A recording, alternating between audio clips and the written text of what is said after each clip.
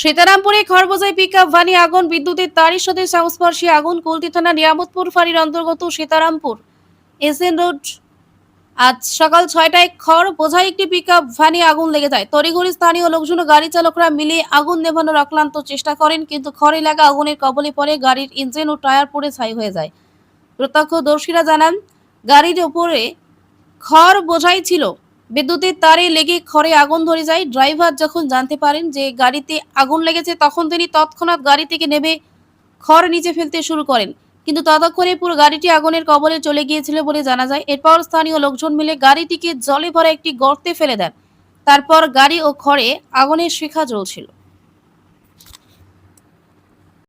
से लगा था आगे ये गाड़ी में। तार तार में सट के ना लुच्ची फेंका ना तो गाड़ी के ऊपर गिर गया। तार स्पार्क किया, कहीं पर हाइट मार रहा था इन लोग तो गाड़ी खड़ा था का? नहीं आ रहा था। आ रहा था। कार रास्ते से आग लगे तो घुसाने लगा, तब जा करके खलासी ड्राइवर को मालूम ही नहीं है कि आग लगी अभी चालू। और लोग कहाँ भागा? पता नहीं वो लोग कहाँ भागा। अरे वो कोई घटना है, उसमें भागने